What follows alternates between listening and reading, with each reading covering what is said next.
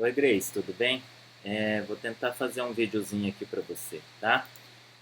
Primeira coisa,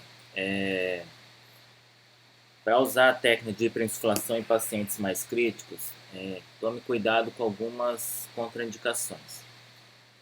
Acho que as que mais podemos levar em consideração para esses pacientes se ele não está com um distúrbio de coagulação, assim, com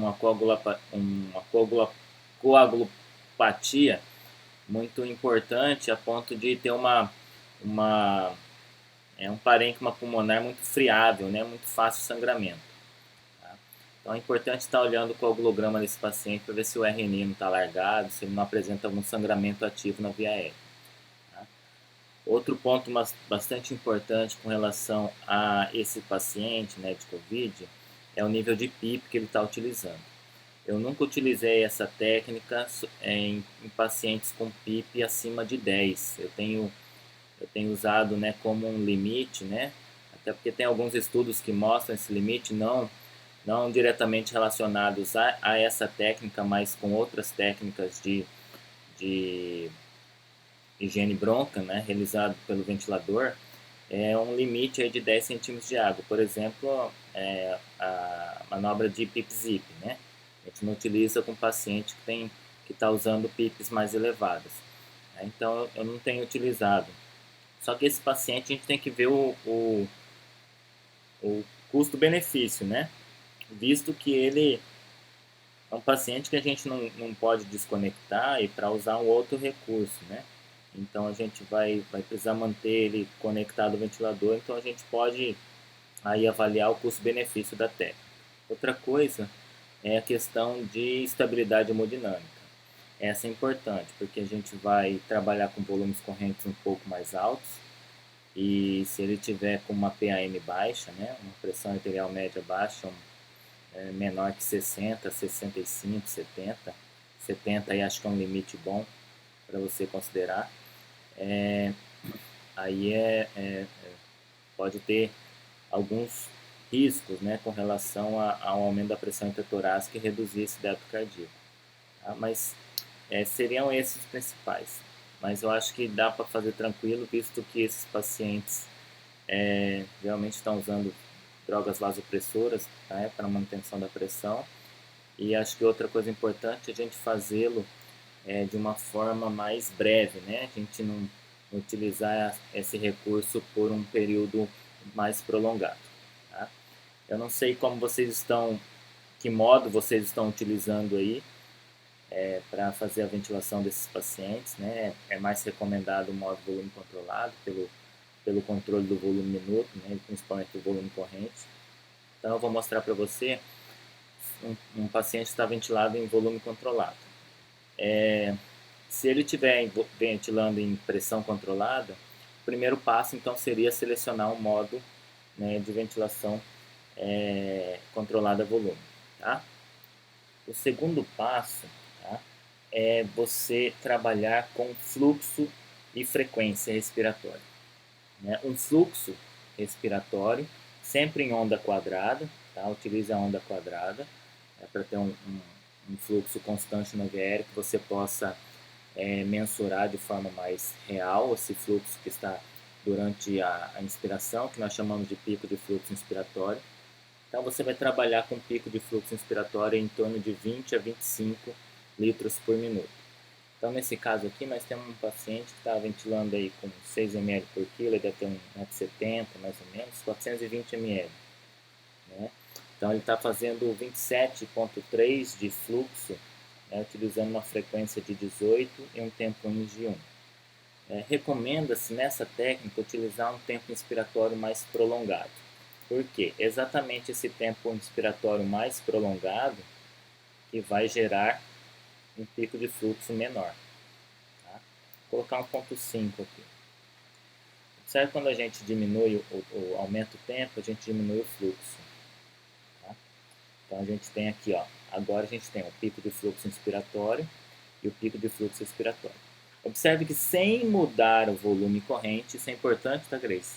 Sem mudar o volume corrente, eu já consigo fazer flow bias.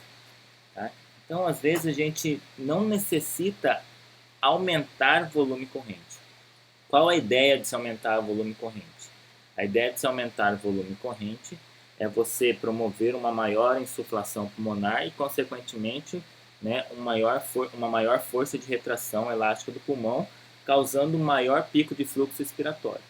Mas pensando nesses pacientes em que, né, a ventilação deve ser realizada em volumes correntes mais baixos, em torno de 6 ml por quilo, observe aí que não houve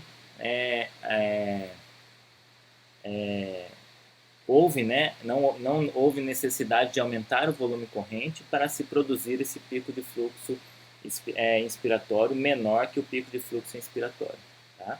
Então, observe aqui que o pico de fluxo expiratório está batendo um pouco acima de 60, tá? E o pico de fluxo in está em 18.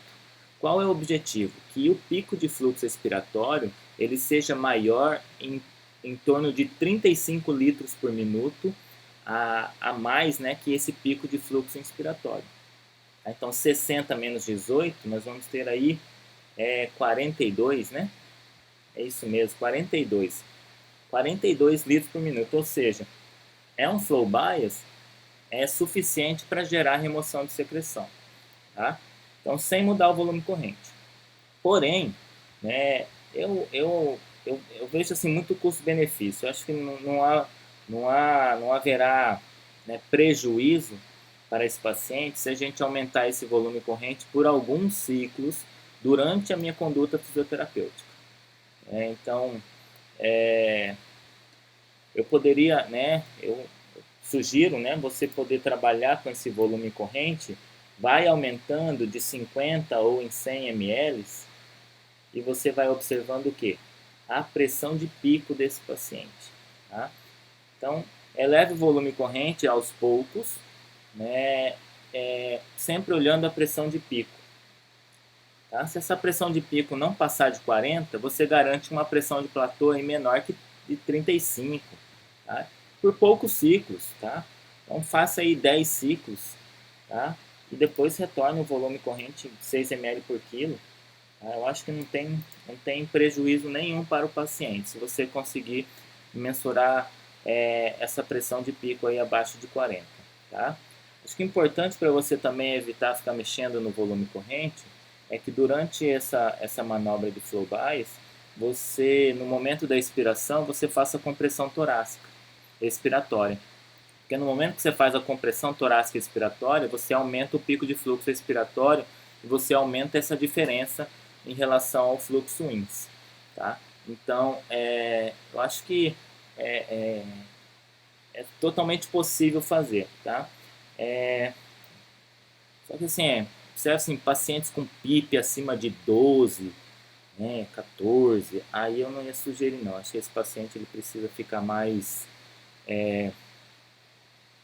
parado, né? Vamos dizer assim, o pulmão precisa ficar mais paradinho ali para ele, né, evitar hiperdistensões, né, evitar um aumento aí do processo inflamatório que pode ser gerado pela ventilação mecânica. E aí a gente ficar variando esse volume, ficar variando os fluxos, pode estar contribuindo também. Aí eu sugiro, né, que seja evitado, né. Então, é isso, né, acho que é o que eu poderia te ajudar aí, tá? Vou estar te mandando esse vídeo aí agora, tá bom? Obrigado aí pela, pelos parabéns pelos vídeos, foi assim um pedido da Ingrid, né? Porque a gente tem pessoas, né, no interior que vivem outras realidades que a gente não vive, né, Grace? E pessoas ainda aprendendo ventilação, então tentei ser bem básico, bem simples, que a pessoa possa assistir aqueles vídeos e pelo menos, né, realizar uma ventilação inicial, realizar uma titulação de PIP, né, para oferecer uma boa ventilação para esses pacientes, tá? E precisando, tá? Estou à disposição, estou ansioso aí para ser chamado, né, no concurso, trabalhar com vocês, não nego isso, tá? Uma vontade muito grande de somar com vocês aí, tá bom? Tá? Um beijo, tá? Fique com Deus, bom trabalho aí para vocês. Tchau, tchau.